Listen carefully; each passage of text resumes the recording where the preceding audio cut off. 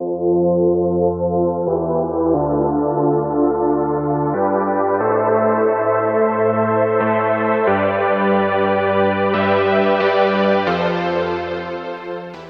there, it's Stephanie Shea, Chief Astrologer for janspiller.com with your monthly horoscope. And this one's for you, Gemini.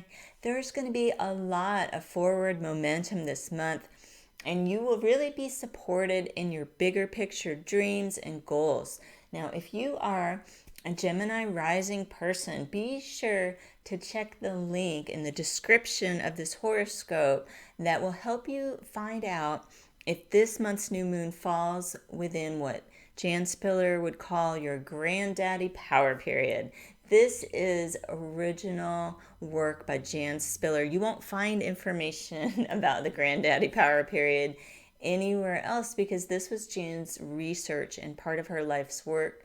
She determined that when the sun is traveling through a certain area of your birth chart, which is the 11th house, it is the most powerful time of the year for you personally for manifestation. So check that out on our website. You can find out the dates of your granddaddy power period for free. And this is especially Gemini rising people, not Gemini sun people, that should do this. Luckily for Gemini rising people, this Aries new moon on April 11th is also considered to be the most powerful new moon of the year. So you've got some big time manifestation energies available to you in April. I encourage you to take full advantage of that. Now, Mercury is your ruling planet, and it's going to be in Aries from April 3rd to 18th. During these days, you might be especially social. Geminis are usually known for that. You might feel even more like a social butterfly and experience a flurry of communications. This is that Aries energy activating your ruling planet.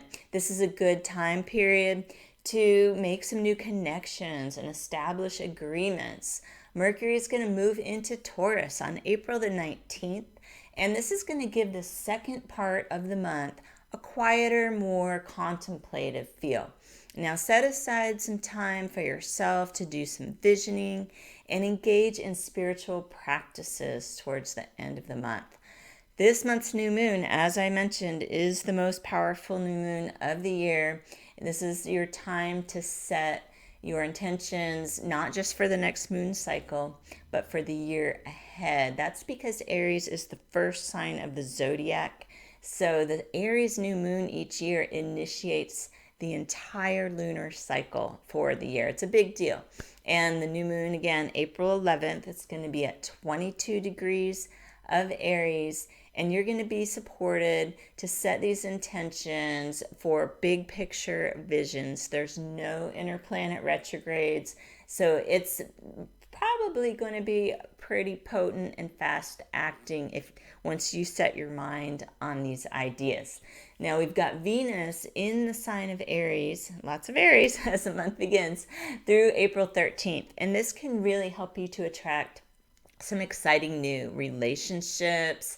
A friendship could potentially bloom into something more romantic, and your sense of adventure is going to be very appealing to others. You might inspire people with your willingness to jump into new situations.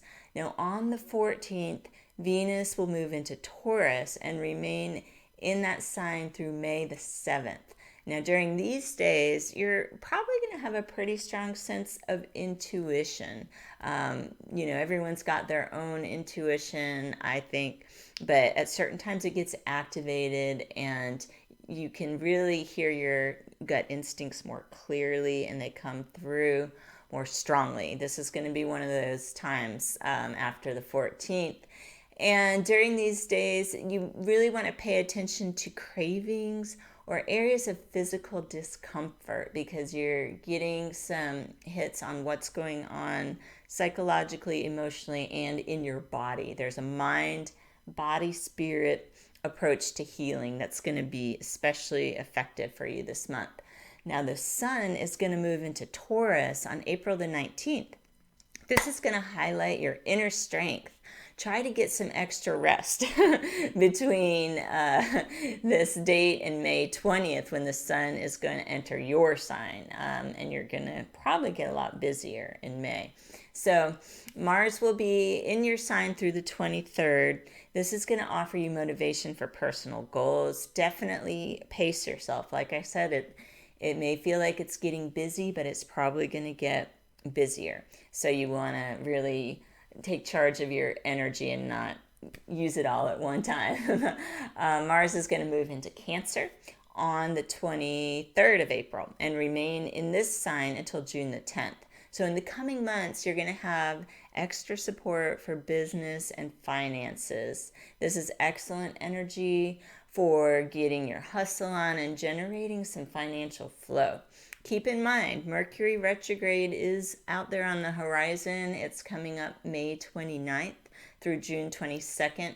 That's why it makes it really important this month and the early part of next month to get the ball rolling on some new actions, especially related to money or business agreements before we hit that Mercury retrograde.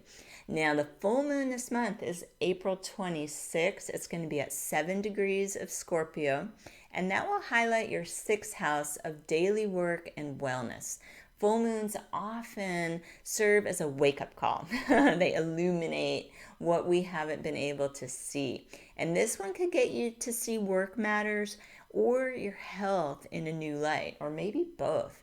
Pay attention to what surfaces around this time and take a head-on approach to problem solving. It's better to have the information than to not know. So use knowledge for your power. I hope that you can make the most of April's very powerful astrology. Be safe and be well. I look forward to seeing you here next month with your horoscope and more astrological updates.